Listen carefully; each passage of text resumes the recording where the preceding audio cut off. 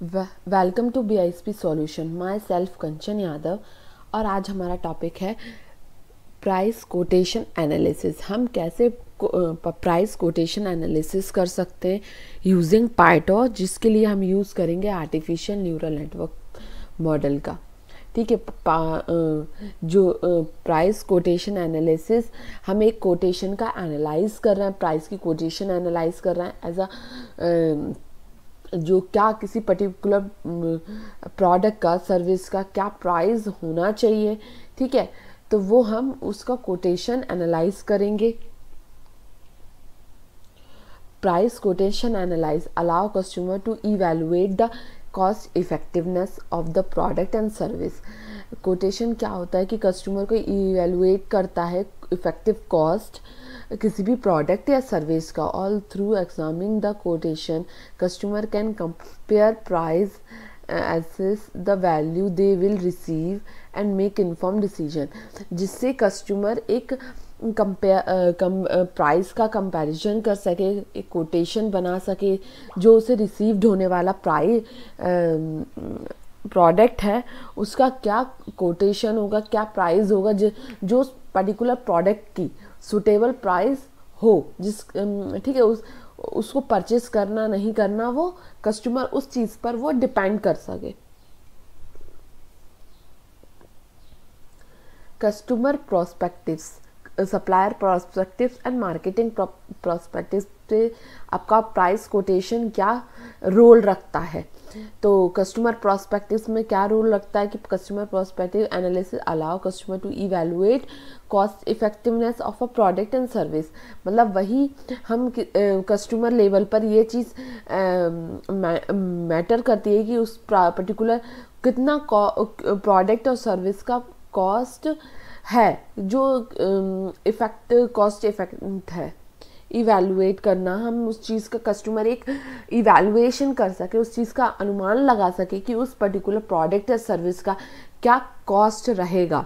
ठीक है। For supplier perspective point of view से हमको प्राइस कोटेशन एनालिसिस हेल्प करेगा आपके प्रॉफिटेबल ऑफ डील। मतलब जो यदि सही आपका किसी प्रोडक्ट का कोटेशन होगा, उसी कोटेशन पर आपका प्रोडक्ट सेम कोटेशन के अकॉर्डिंग वो प्रोडक्ट उस क्वालिटी में हमें मिलता है, तो वो चीज़ हम उस सप्लायर से बाय करेंगे तो ये उस सप्लायर के लिए प्रॉफिटेबल होगा। ठीक है। मार्केटिंग प्रोस्पेक्टिव से instant of marketing trend and competitive price strategy, मतलब जिस चीज़ कोटेशन वहाँ पे हमें क्या यूज़फुल रहेगा। कोटेशन आपका मार्केटिंग ट्रेंड्स को में होगा और कम्पिटिटिव प्राइस स्ट्रेटजी में वर्क करेगा। ठीक है। ये इस कोटेशन प्राइस कोटेशन एनालिसिस से एक हम एज अ कस्टमर, एज एक मान लीजिए हमारा एक शॉप है, किसी इलेक्ट्रॉनिक शॉप, हमें इलेक्ट्रॉनिक शॉप में मल्टीपल इलेक्ट्रॉनिक्स आइटम्स सेल करना है, बट हम जिससे हम वो सेल लेते हैं, सप्लायर जिससे वो सामान हम लेते हैं डिफरेंट आइटम्स, ठीक है, उसकी हमारे पास कुछ डिटेल है कि वो जो सप्लायर है वो हमें क्या प्रोडक्ट हमें उससे चाहिए, कितनी क्वांटिटी में चाहिए। ठीक है। वो क्या क्वालिटी प्रोवाइड करता है। ठीक है। क्या उसका रेटिंग रहा है कि वो किस टाइप की क्वालिटी देता है, किस टाइप का उसका टाइम है, डिलीवरी टाइम है। उसके हिसाब से हमने एक हमारी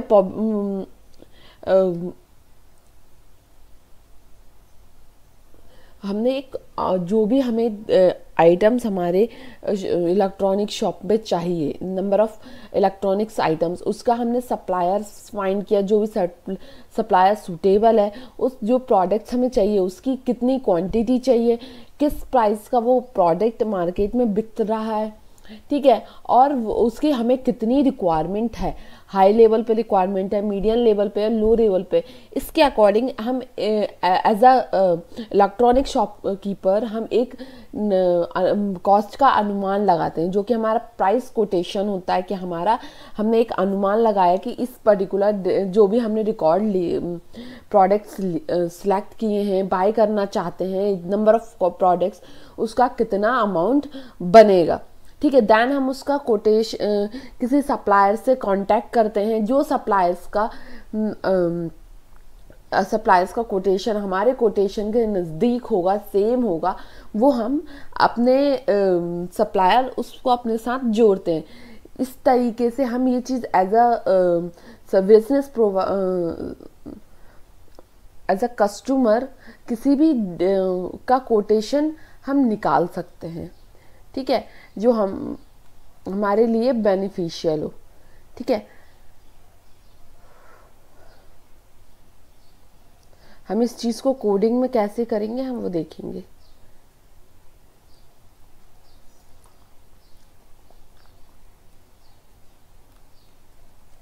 ये इम्पॉर्टेंट लाइब्रेरी हैं जो पर्टिकुलर प्रोग्राम के लिए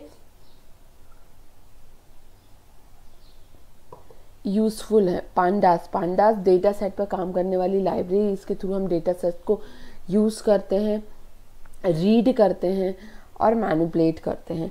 नमपाई एक मशीन लीनियर अलजेब्रा मैथमेटिकल फार्मूले को यूज़ करने के लिए, परफॉर्म करने के लिए लाइब्रेरी।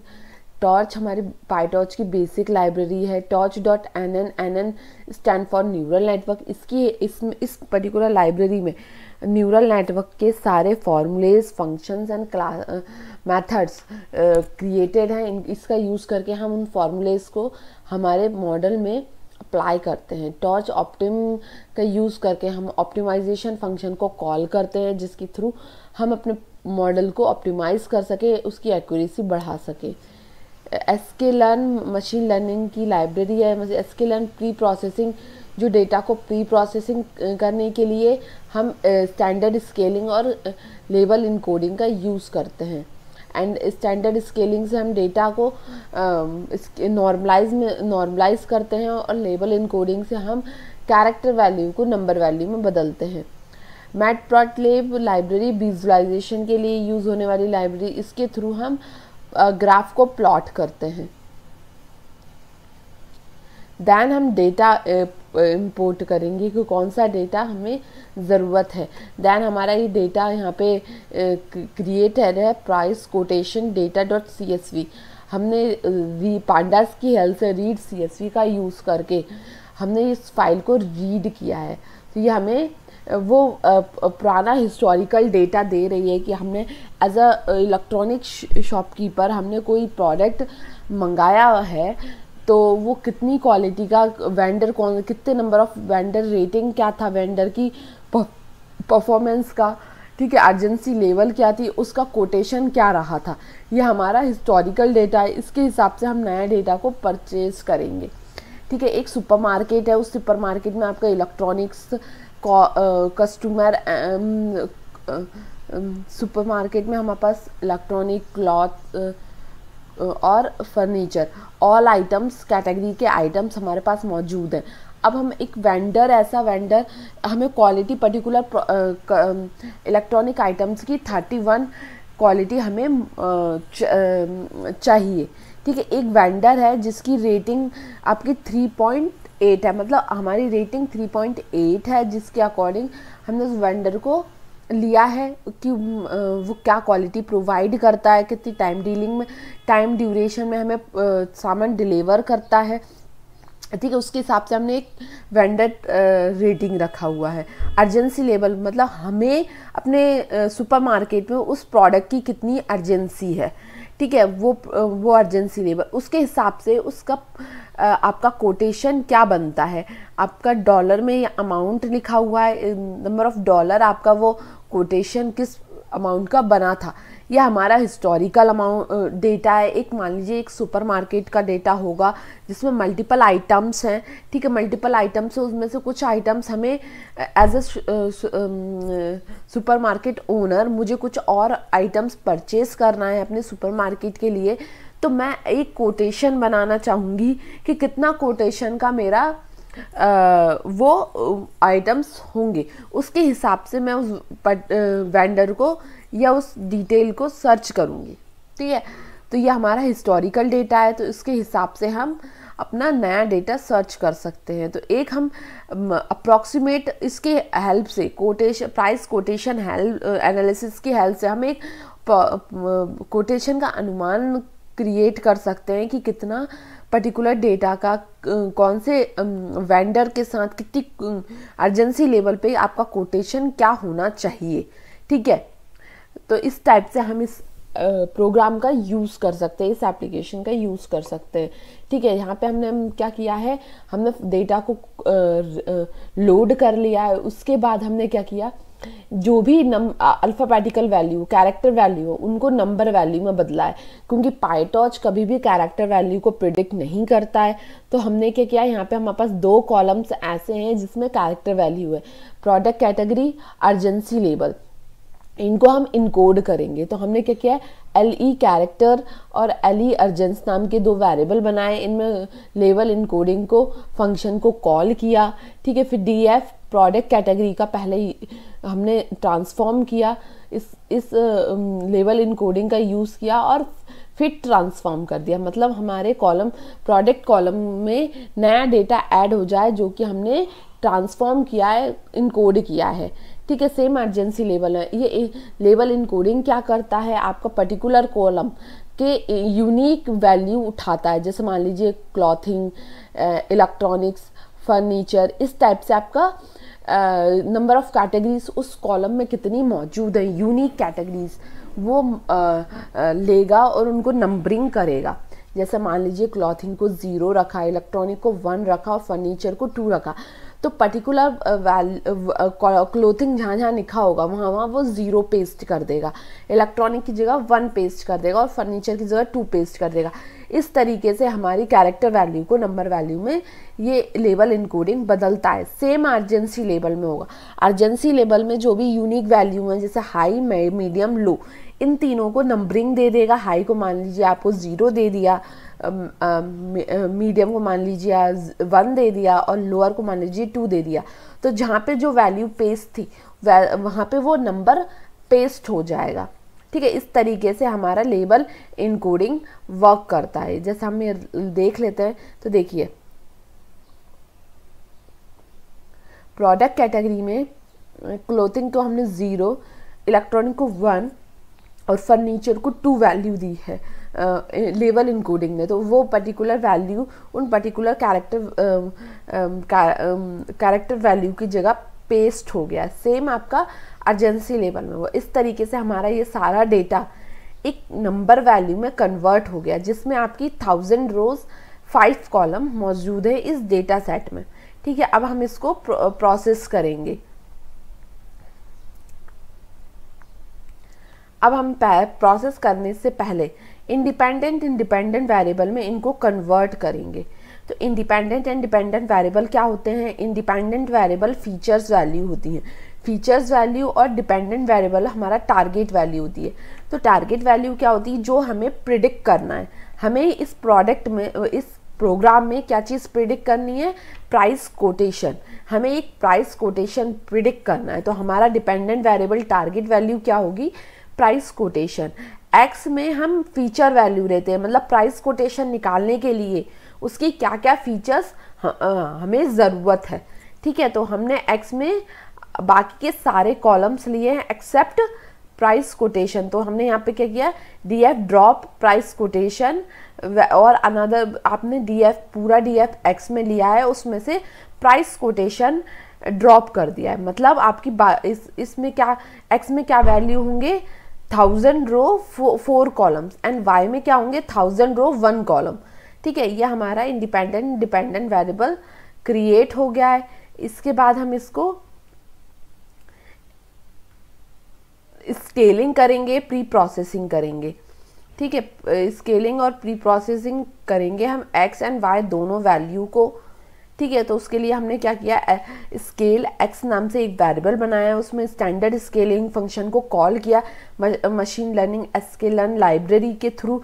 सेम हमने वाई वेरिएबल क्रिएट किया एंड उसमें भी हमने पर्टिकुलर फंक्शन कॉल किया। ठीक है, फिर उस फंक्शन की हेल्प से हमने फिर ट्रांसफॉर्म किया, डेटा को कन्वर्ट किया नॉर्मलाइज स्केलिंग फॉरवर्ड फॉर्मेट में। ठीक है, तो हमने क्या किया, फिर ट्रांसफॉर्म एक्स को हम ट्रांसफॉर्म कर रहे हैं और उसको असाइन किस में कर रहे हैं, सेम एक्स वैल्यू में रीअसाइन कर रहे हैं। सेम हमारा वाई का है। ठीक है, इस स्टैंडर्ड स्केलिंग क्या करता है, ये -1 से लेके 1 तक की वैल्यू में हमारी एक्चुअल वैल्यू को -1 से लेके 1 तक की वैल्यू में कन्वर्ट कर देता है। जैसे अभी हम यहाँ पे शो करेंगे तो एक्स की विदाउट स्केलिंग वैल्यू क्या रहेगी, विदाउट स्केलिंग वैल्यू आपकी थी 0, 3, 3.2, 0, जो कि अपने फर्स्ट कॉलम की वैल्यू थी 0, 3, 3.2, 0। ठीक है, तो ये हमारी एरे के फॉर्मेट में हर पर्टिकुलर लिस्ट में एक नंबर ऑफ रो हमारी क्रिएटेड है एक्स विदाउट स्केलिंग। देन हम स्केलिंग के बाद ये चीज़ प्रिंट करेंगे कि एक्स में क्या वैल्यू आई है, तो ये क्या करेगा, इन वैल्यू को -1 से लेके 1 तक के बीच में कन्वर्ट कर देगा। तो देखिए 0 को कन्वर्ट कर दिया -1.253 एंड 3.0 को कन्वर्ट किया है -1.611 एंड 3.2 को कन्वर्ट किया है 0.1619 एंड इस तरीके से 0 को भी कन्वर्ट किया है। नॉर्मलाइजेशन क्या करता है, आपकी वैल्यू को स्मॉल कर देता है, जो कि एक -1 से लेके 1 तक की बीच की वैल्यू हो सकती है। ये हम ट्रांसफॉर्म करते हैं, ये हमें इसलिए करते हैं जो ये डेटा स्मॉल डेटा होता है, एक पैटर्न फिक्स डेटा होता है जिसको मॉडल को लर्न करने में आसान होती है, जिससे हमें मॉडल का वर्किंग फास्ट होती है। ठीक है, देन हम क्या करेंगे, अपने डेटा को ट्रेन एंड टेस्ट में सेपरेट करेंगे। ट्रेन एंड टेस्ट में सेपरेट हमने क्या करने के लिए हमने मशीन लर्निंग की मॉडल सिलेक्शन लाइब्रेरी से ट्रेन टेस्ट सेपरेटर कॉल किया है, जिसमें हमने एक्स एंड वाई वैल्यू को कॉल किया जो कि हमारी स्केलिंग वैल्यू है। ठीक है, उसमें हमने टेस्ट साइज दिया है 0.2, मतलब 20% डेटा आपका टेस्टिंग सेट में रैंडमली क्रिएटेड मतलब डिस्ट्रीब्यूट हो जाए। तो हमने क्या किया, एक्स एंड वाई वैल्यू के 4 सब वेरिएबल्स क्रिएट किए, X train, X test, Y train, Y test. ठीक है, तो क्या होगा, एक्स की वैल्यू 1000 रोज क्या होंगे, 80% डेटा आपका रैंडमली उस पर्टिकुलर 1000 रोज में से 80% रोज हमारी एक्स ट्रेन में आ जाएंगी, 20% रोज एक्स टेस्ट में आ जाएंगी। सेम हमारा वाई के साथ होगा। ठीक है, तो इसमें क्या हो, 1000 में से 800 इसमें आएंगी, 200 इसमें आएंगी। ठीक है, इस तरीके से हमारा डेटा, ये हम इसलिए करते हैं, मान लीजिए अभी तो हमारे पास 1000 रो ऑफ डेटा है, मान लीजिए हमारा डेटा लाखों में होता तो वो हमारा डेटा बहुत हमें बड़ा डेटा होता है, जिसको हमें प्रोसेस करने में, इवैल्यूएट करने में टाइम कंज्यूमिंग होता। तो उससे बचने के लिए हम ट्रेन एंड टेस्ट में 2 सेट में अपने डेटा को तोड़ लेते हैं, जिसमें से एक सेट हम मॉडल को ट्रेन करने के लिए यूज़ करते हैं जो कि ट्रेनिंग सेट होता है, एक मॉडल को इवैल्यूएट करने के लिए यूज़ करते हैं जो कि हमारा टेस्टिंग सेट होता है। ठीक है, तो इस तरीके से हमने ट्रेन एंड टेस्ट डेटा को अलग अलग कर लिया है। देन इसको हम टेंसर में कन्वर्ट करेंगे, क्योंकि जो भी हमारा पाइटॉर्च है वो सिर्फ टेंसर फॉर्मेट को यूज़ करता है, टेंसर डेटा टाइप को यूज़ करता है। ठीक है, तो हमने क्या किया, 4 वेरिएबल्स क्रिएट किए, उन 4 वेरिएबल्स में हमने वैल्यू को टेंसर फॉर्मेट में कन्वर्ट कर दिया। यहाँ देखिए torch dot tensor, x train जो कि ये हमने सेपरेट किया था वो data type torch dot float 32, जो टेंसर का फॉर्मेट होता है वो होता है टॉर्च फ्लोट 32 फॉर्मेट। ठीक है, तो हमने सारे वेरिएबल्स को टेंसर में कन्वर्ट कर लिया है। ठीक है, इसके बाद अब हम मॉडल को क्रिएट करेंगे, ANN मॉडल को, जो कि हमारा डेटा मॉडल प्रिडिक्ट करने में हमें हेल्प करेगा। तो ये क्या हमने क्रिएट किया, अभी तक आपने देखा था हमने स्मॉल मॉडल क्रिएट करते थे जो कि दो हिडन लेवल्स पे वर्क करता था, जो कि फर्स्ट हिडन लेवल में 64 न्यूरल्स क्रिएट करता था एंड सेकंड हिडन लेवल में 32 न्यूरल्स क्रिएट करता था। बट ज़रूरी नहीं है कि वो सेम मॉडल, वो सेम 2 लेवल का मॉडल जिसमें 2 हिडन लेवल्स हैं और 64 नंबर ऑफ न्यूरल्स में हम उसको प्रोसेस कर रहे हैं, वो सभी डेटा पे वर्क करे। ठीक है, क्या होगा, कभी कभी वो हमारी एक्यूरेसी में कोई फ़र्क नहीं करेगा, तो उसके लिए हमें क्या करना होता, हमारा मॉडल को बिग करना होता। यदि हम इसी मॉडल को अपने 64 और 32 लेवल्स में ही रहने देते और इसको हम वर्क करते, तो ये हमें उतनी अच्छी एक्यूरेसी प्रोवाइड नहीं करता। ठीक है, तो उस कंडीशन में क्या करते हैं, हम अपने मॉडल को बिग करते हैं। बिग कैसे करते हैं, हम उसमें लेबल्स बढ़ाते हैं, हिडन लेबल्स बढ़ाते हैं, न्यूरल्स की नंबरिंग बढ़ाते हैं। ठीक है, इस तरीके से हम मॉडल्स को बिग करते हैं। तो हमने क्या किया, एक मॉडल क्रिएट किया है, बिग आर्टिफिशियल न्यूरल नेटवर्क का बिग मॉडल क्रिएट किया है, जो कि हमारे डेटा को पैटर्न को समझ के, डीपली समझ के हमें सही से सही प्रिडिक्शन प्रोवाइड करे। तो उसके लिए हमने क्या किया, एक क्लास बनाई है जिसमें प्राइस कोटेशन मॉडल नाम की, जिसमें NN डॉट मॉड्यूल को इनहेरिट किया है। मतलब NN उसमें लाइब्रेरी में जो भी फॉर्मूलेस मौजूद है उनका हम यहाँ पे यूज कर सके।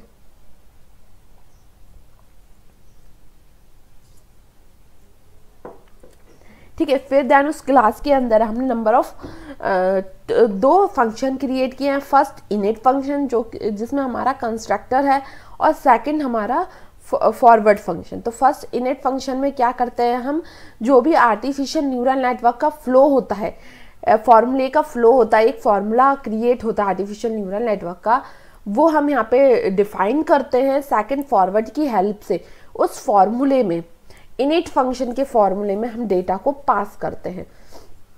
ठीक है, तो इनिट फंक्शन में क्या करा है, फर्स्ट हमने FC1 नाम का एक वेरिएबल बनाया जिसको वो डिनोट कर रहा है फुली कनेक्टेड लेवल को। अब ये फुली कनेक्टेड लेवल क्या होता है, ये चीज़ पे हम पहले वीडियोस बना चुके हैं। अब हम सिर्फ यहाँ पे हमने एक वेरिएबल नाम लिया है, मान लीजिए हम इसको कुछ भी नाम दे सकते थे, वेरिएबल का हमने अपने लिया है FC1, तो जिसमें हमने लीनियर रिग्रेशन का यूज़ किया, जो कि हमने NN से कॉल किया, NN डॉट लीनियर फॉर्मूले का यूज़ किया है, जिसमें हमने नंबर ऑफ इनपुट डायमेंशन कितने दिए, 4। मतलब आपकी x की कितने कॉलम्स हैं, तो x में कितने कॉलम्स है, 4 कॉलम्स है। कॉमा सेपरेटर से यहाँ पे 4 कॉलम्स हैं, जो कि हमारे यहाँ से product category, quality and quantity and vendor rating and urgency level, ये 4 कॉलम्स मौजूद है। तो ये हमें यहाँ पे फर्स्ट में हमें इनपुट डायमेंशन देना होता है, जो कि हमारे x के नंबर ऑफ कॉलम्स होते हैं। सेकेंडली हमारा फर्स्ट हिडन लेवल्स, हम फर्स्ट हिडन लेवल क्रिएट कर रहा है, नंबर ऑफ न्यूरल्स, उस फर्स्ट हिडन लेवल के नंबर ऑफ न्यूरल्स कितने हैं। तो फर्स्ट हिडन लेवल पे हमने नंबर ऑफ न्यूरल्स कितने बनाए, 128। ठीक है, तो ये क्या करेगा, 4 इनपुट्स को 128 न्यूरल्स में कन्वर्ट करेगा, तोड़ेगा डेटा को और प्रोसेस उसके डेटा के पैटर्न को लर्न करने के लिए 128 न्यूरल्स में उस डेटा को कन्वर्ट करेगा। सेकेंड लेवल में, सेकेंड हिडन लेवल में क्या करेगा, जो 128 न्यूरल्स में हमने डेटा को तोड़ा है उनको देन प्रोसेस करेगा 164 में और डीपली प्रोसेस करने के लिए, फिर देन उस 128 को 64 में कन्वर्ट करेगा।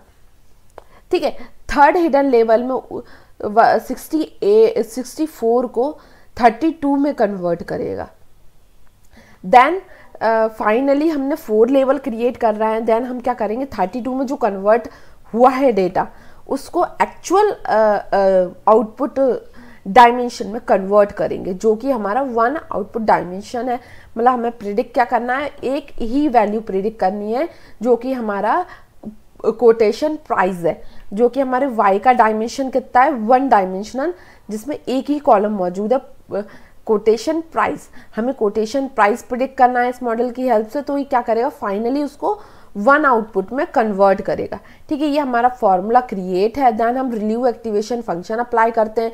रिलीव एक्टिवेशन फंक्शन क्या करता है, जितनी भी प्रोसेस करने के बाद हमारी नेगेटिव वैल्यू क्रिएट हुई है उन नेगेटिव वैल्यू को रिमूव कर देता है और उन नेगेटिव वैल्यू की जगह वो 0 पेस्ट करता है, ठीक है, क्योंकि हम नेगेटिव वैल्यू का यूज़ नहीं करते हैं। देन हम क्या करेंगे, ड्रॉप आउट करेंगे। ड्रॉप आउट क्या होता है, ये मॉडल वर्क करने से कुछ ओवर फिटिंग की प्रॉब्लम आ जाती है, जो ओवर फिटिंग हमारे लिए सही नहीं है, उसको ओवर फिटिंग को ओवरकम करने के लिए, ड्रॉप करने के लिए हम ड्रॉप आउट का यूज़ करते हैं। ओवर फिटिंग क्या होता है, ओवर फिटिंग का एक इंडिविजुअल हम पहले क्रिएट कर चुके हैं। यहाँ पे ओवर फिटिंग का बस इतना रोल है कि ये मतलब हम जितने ज़्यादा लेबल क्रिएट करते हैं उतने ज़्यादा लेबल क्रिएट करने के लिए ओवर फिटिंग बनती है, मतलब आपका मॉडल कुछ ज़्यादा ही उसको सूट करने लगे, जो कि उस कंडीशन में ज़रूरत भी नहीं है, ठीक है। वो क्या करता है, फिर मॉडल के अकॉर्डिंग वर्क ना करके ओवर फिटिंग के अकॉर्डिंग वर्क करने लगता है, ठीक है। तो उस चीज़ को, ओवर फिटिंग को ओवरकम करने के लिए, रिमूव करने के लिए हम ड्रॉप आउट का यूज़ करते हैं, ठीक है। फिर हमने एक और फंक्शन क्रिएट किया फॉरवर्ड नाम से, ठीक है, जिसमें हम अपने इनिट फंक्शन के फॉर्मूलेज में x की वैल्यू को पास करेंगे, ठीक है। तो हमने यहाँ किया सेम रिलीव एक्टिवेशन और ड्रॉप आउट की हेल्प से हमने सभी लेबल्स में x की वैल्यू यहाँ पे कॉल की, पास की है। ये हमने सिर्फ एक फंक्शन बनाया है, अभी इसमें कोई भी x वैल्यू पास नहीं की है, ये हम आगे अपने ट्रेनिंग सेट में पास करेंगे। अभी हमने ये फॉर्मूला क्रिएट कर दिया है, ठीक है। हमने क्या किया, फिर नए 3 वेरिएबल क्रिएट किए हैं। फर्स्ट मॉडल वेरिएबल में हमने ये जो क्लास हमने क्रिएट की है आर्टिफिशियल न्यूरल नेटवर्क की, उसको कॉल किया है। सेकंड वेरिएबल में हमने NN लाइब्रेरी से मीन स्क्वायर एरर फंक्शन को कॉल किया है। मीन स्क्वायर एरर क्या करेगा, ठीक है, जो इसकी हेल्प से जो मॉडल से हमें आउटपुट आएगा, ठीक है, वो आउटपुट और जो हमारा एक्चुअल आउटपुट होगा जो कि y में पेस्ट होगा, उन दोनों को हम कंपेयर करेंगे। उन दोनों में कुछ फ़र्क तो नहीं है। उस चीज़ को निकालने के लिए हम मीन स्क्वायर लॉस का यूज़ करते हैं। मान लीजिए हमारा मॉडल ने कुछ प्रिडिक्टेड वैल्यू दी है, वो प्रिडिक्टेड वैल्यू और जो प्रिडिक्टेड वैल्यू दी है वो आपकी एक कोटेशन प्रिडिक्टेड वैल्यू है, और जो हमारी एक्चुअल कोटेशन वैल्यू थी जो कि हमारे कॉलम y कॉलम में मौजूद है, इन दोनों को हम कंपेयर करते हैं। उस कंपैरिजन में क्या दोनों में डिफरेंस आया है, वो किसकी हेल्प से हम निकालते हैं, मीन स्क्वायर एरर की हेल्प से हम निकालते हैं, ठीक है। ऑप्टिमाइजर में हमने क्या, optim.addon model parameters learning rate 0.005 हमने कॉल किया है। इसकी हेल्प से जो लॉस हमारे आएंगे, जो डिफरेंसेस आएंगे, उनको हम कम करेंगे, ठीक है। ऑप्टिमाइजेशन मॉडल को ऑप्टिमाइज करता है जिससे वो लॉसेस कम हो सके, ठीक है। देन हमने तीनों फंक्शन कॉल कर लिए हैं, एक पर्टिकुलर वेरिएबल में स्टोर कर लिया। अब इन सब का यूज़ हम कहाँ करेंगे, ट्रेनिंग लूप में हम इनका यूज़ करते हैं। तो जहाँ पे हमने एक लूप क्रिएट किया है जिसके में हम मॉडल को ट्रेन करेंगे, ठीक है। मॉडल को ट्रेन करने के लिए नंबर ऑफ लूप हम रन करते हैं, उसको हम क्या बोलते हैं, इपॉक्स बोलते हैं। इपॉक्स में हमने 200 रेंज रखी है, मतलब 200 टाइम्स हम इसको लूप को रन करेंगे।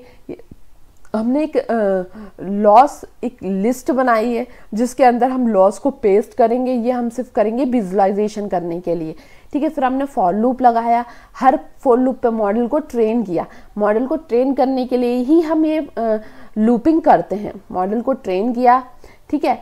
ऑप्टिमाइजेशन को 0 ग्रिड पे सेट किया, मतलब हम जितनी बार ये लूप रन करें उतनी बार ये ऑप्टिमाइजेशन 0 से फ्रेश स्टार्ट करे, ठीक है। एक आउटपुट नाम का वेरिएबल क्रिएट किया जिसमें हमारी मॉडल के through predicted value, predicted quotation price आएगा। जो ये मॉडल इस फीचर्स की को लर्न करके कुछ वैल्यू को प्रिडिक्ट कर रहा है, तो वो प्रिडिक्टेड वैल्यू हमारी आउटपुट में आएंगी, ठीक है। फिर लॉस फंक्शन की हेल्प से हम उस आउटपुट वैल्यू को और एक्चुअल कोटेशन वैल्यू को कंपेयर करेंगे, ठीक है। अब जो भी इन दोनों में फ़र्क होगा वो लॉस में आएगा। यदि लॉस में कुछ वैल्यू आ रही है तो प्रोसेस बैकवर्ड में जाए। बैकवर्ड में जाने का मतलब है बैक प्रोपोगेशन में जाए, मतलब आपका ये वापस से मॉडल फंक्शन में जाए, ठीक है। ऑप्टिमाइजेशन डॉट स्टेप की हेल्प से मॉडल में जाने के बाद वो पैरामीटर्स को चेंज करें लर्निंग रेट 0.05 की में। तो ये चेंज करने पैरामीटर्स क्या होंगे, जो जब भी हम मॉडल क्रिएट करते हैं उसमें डेटा पास करते हैं, एक्स वैल्यू पास करते हैं, तो क्या करता है वो मॉडल कुछ रैंडमली जनरेटेड पैरामीटर्स क्रिएट करता है जिसको हम वेट बोलते हैं, जो रैंडमली जनरेटेड होते हैं, जो कि 0 से लेकर -1 के बीच की कोई वैल्यू होती है, वो हमारे वो रैंडमली जनरेटेड वैल्यू होती है। तो हो सकता है उसकी वजह से हमारे मॉडल में प्रॉब्लम आ रही हो, उसको ओवरकम करने के लिए हम इस ऑप्टिमाइजेशन की हेल्प से उन रैंडमली जनरेटेड वैल्यूज को चेंज करते हैं। ठीक है। लॉस डॉट अपेंड, हम जो भी लॉसेज आइटम्स आए हैं उनको लॉस लिस्ट में अपेंड कर रहे हैं। ठीक है। और उनको चेक करने के लिए 10 के डिविजिबल पे हम उसको प्रिंट कर रहे हैं। हम 200 टाइम्स लूप प्रिंट नहीं कर रहे हैं, हम 10 के डिविजिबल में वो चीज़ प्रिंट कर रहा है। तो हमने क्या 10th लूप में क्या लॉस था 0.97 लॉस था, और 200 टाइम्स लूप में क्या लॉस हो गया 0.84 लॉस हो गया, मतलब हमारा कुछ लॉस कम हुआ है। ठीक है। देन हम क्या करेंगे, उसको इवैल्यूएट करेंगे, मॉडल को इवैल्यूएट करेंगे कि हमारा मॉडल कितना एक्यूरेट वर्क कर रहा है। उसके लिए क्या करेंगे, मॉडल को इवैल्यूएट मोड पे सेट करेंगे विथ टॉर्च नो ग्रिड। ये हमारा इवैल्यूएशन का फॉर्मेट है। नो ग्रिड क्या करता है, मतलब मान लीजिए हमने ट्रेनिंग मोड पे बैकवर्ड रन करते हैं ना, तो ये यहाँ पे हम वो चीज़ बता रहे हैं कि ये इवैल्यूएशन पार्ट है, इसमें बैकवर्ड में जाने की ज़रूरत नहीं है। तो उसके लिए हम क्या करते हैं, नो ग्रिड पे सेट करते हैं हमारे टॉर्च को। ठीक है। ये हमारी इवैल्यूएशन का फॉर्मेट है। ठीक है। फिर देन हम इस पर क्या करेंगे, प्रिडिक्ट नाम का एक वेरिएबल क्रिएट करेंगे जिसके अंदर एक्स टेस्ट के डेटा के साथ प्रिडिक्टेड वैल्यू आएंगे। मतलब हमने एक्स टेस्ट फीचर वैल्यू दी है मॉडल को, जिसकी हेल्प से एक्स कुछ प्रिडिक्टेड वैल्यू आएंगे, और एक्चुअल वैल्यू किस में हुए हैं, वाई टेस्ट में हमारी एक्चुअल वैल्यू है। जो प्रिडिक्टेड वैल्यू और एक्चुअल वैल्यू ये दोनों हमारे पास आ गई हैं। देन हमने क्या किया, एक प्लॉट किया ग्राफ 10/4 का, जिसमें हम ये चीज़ देख रहे हैं, ट्रेनिंग लॉस कर्व देख रहे हैं ओवर इपॉक्स हर इपॉक्स रन करने पे आपका मीन स्क्वायर लॉस का क्या ग्राफ रहा था। तो ठीक है, ये नंबर ऑफ इपॉक्स है, वाई में एक्स में हमारा नंबर ऑफ इपॉक्स है, वाई में हमारा मीन स्क्वायर लॉस है। ठीक है। 0 इपॉक्स पे हमारा लॉस कितना था, 1 से ऊपर था। ठीक है। जैसे जैसे हमारे इपॉक्स रन होना चालू किया वैसे वैसे हमारे लॉस का में फ़र्क आया, और देन हमारा फाइनली लूप रन करने पे लॉस कितना हो गया, 0.85 से कम हो गया। ठीक है। ये हमारा वो ट्रेनिंग लॉस कर्व है जो कि इपॉक्स ओवर इपॉक्स के ऊपर शो कर रहा है। ठीक है। देन हम क्या करेंगे, देन हम एक्चुअल एंड प्रिडिक्टेड वैल्यू को प्लॉट करेंगे। हमने इवैल्यूएशन सेट में हमने actual value and predicted value निकाल ली है, किसकी, टेस्ट डेटा की। टेस्ट डेटा मतलब 200 रिकॉर्ड्स की, में जो टेस्टेड डेटा में 200 रिकॉर्ड्स हैं उनका हमने प्रिडिक्टेड वैल्यू निकाली, जो एक्चुअल वैल्यू थी वो ली। एक्चुअल वैल्यू हमारे वाई टेस्ट में मौजूद थी। ठीक है। तो हमने क्या किया, मैटप्लॉटलिब की हेल्प से 10/5 का ग्राफ क्रिएट किया, उसमें एक्चुअल वैल्यू पेस्ट की और प्रिडिक्टेड वैल्यू पेस्ट की। देन उसका हमने टाइटल दिया, एक्स लेबल दिया, वाई लेबल दिया। ठीक है। और इसको रन किया। तो देन हमारा ब्लू लाइन जो है वो हमारी एक्चुअल पॉइंट्स दिखा रही है, और येलो ऑरेंज लाइन हमारी प्रिडिक्टेड पॉइंट्स दिखा रही है। तो ये हमारा डेटा ग्राफ के फॉर्म में शो कर रहा है। ठीक है। तो देन हम क्या करेंगे, हमारे नए वैल्यू को प्रिंट करेंगे कि हम मान लीजिए नया डेटा देते हैं मॉडल को, नया कोटेशन नया फीचर्स देते हैं, तो उसके हिसाब से वो क्या कोटेशन बनाता है। ठीक है। जो हमारे लिए हमें एक अनुमानित प्राइस होगा कि हम एक एज अ सुपरमार्केट ओनर में एक प्राइस का अनुमान लगा रही हूँ इस प्रोग्राम की हेल्प से, कि मैं यदि जो प्रोडक्ट मंगा रही हूँ नंबर ऑफ क्वांटिटी में, एक किसी वेंडर से किसी अर्जेंसी लेवल पे, तो मेरा क्या कोटेशन उसका होना चाहिए, ठीक है, उसी के हिसाब से मैं बेस्ट प्रोडक्ट वेंडर से बेस्ट कोटेशन में वो प्रोडक्ट परचेज करूँगी, ठीक है, जो कि मेरे बिजनेस के लिए सही होगा, ठीक है। तो यहाँ पे हमने एक फंक्शन क्रिएट किया जिसका फंक्शन का नाम प्रेडिक्ट न्यू कोट हमने रखा है, ठीक है। इसमें हमने मॉडल कॉल किया, मॉडल पैरामीटर्स पास किया, स्केलिंग पास किया, कैटेगरी जिसके थ्रू हम एल कोडिंग की कैटेगरी पास किए, इनपुट न्यू इनपुट पास किया है, स्केलर पास किया। ये हमने सिर्फ एक मॉडल फंक्शन का स्टैंडर्ड फॉर्म फंक्शन है जिसमें हम इनपुट डेटा को कॉल करेंगे, डेटा फ्रेम क्रिएट करेंगे, डेटा फ्रेम क्रिएट करने के बाद प्रोडक्ट कैटेगरी और अर्जेंसी लेवल को, कैरेक्टर वैल्यू को हम नंबर वैल्यू में ट्रांसफॉर्म करेंगे, ठीक है। फिर देन हम क्या करेंगे, स्केलिंग करेंगे, वैल्यू को स्केलिंग में कन्वर्ट करेंगे जो वैल्यू हमारी हैं, देन उनको टॉर्च में फॉर्मेट में, टेंसर फॉर्मेट में कन्वर्ट करेंगे। जो प्रोसेस अभी तक हम करते आए हैं हिस्टोरिकल डेटा पे, वही हम इस फंक्शन की हेल्प से नए डेटा में यूज़ करेंगे, ठीक है। क्योंकि हमारा नए डेटा भी क्या है, एक नॉर्मल डेटा है, उसको हमें अपने प्रोग्राम में रन करने के लिए उसके स्ट्रक्चर को चेंज करना होगा, तो हम ये फंक्शन क्रिएट करते हैं। फर्स्ट उसको डेटा फ्रेम में बनाते हैं,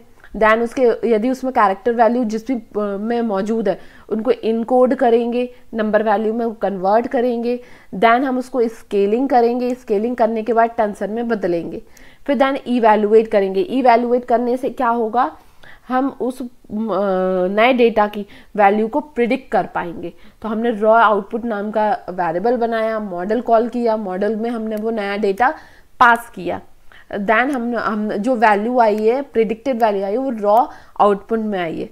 एक्चुअल वैल्यू में कन्वर्ट करने के लिए उसको इनवर्स ट्रांसफॉर्म किया स्केलिंग से, मतलब हमें स्केलिंग में हमने कन्वर्ट किया था मॉडल को में अप्लाई करने के लिए, और बट विजुलाइज करने के लिए हमें इसके एक्चुअल नंबर में उसको कन्वर्ट करना होगा, तो हमें उसके लिए क्या यूज़ करते हैं, इनवर्स ट्रांसफॉर्म का यूज़ करते हैं। तो ये फंक्शन हमारा क्रिएटेड है, इस फंक्शन में हम डेटा को पास करेंगे। एक हमने नए डेटा की एक डिक्शनरी क्रिएट की है जिसमें प्रोडक्ट कैटेगरी क्या है, इलेक्ट्रॉनिक्स, क्वांटिटी क्या है 50, वेंडर रेटिंग क्या है 4.2 और अर्जेंसी लेवल क्या है हाई।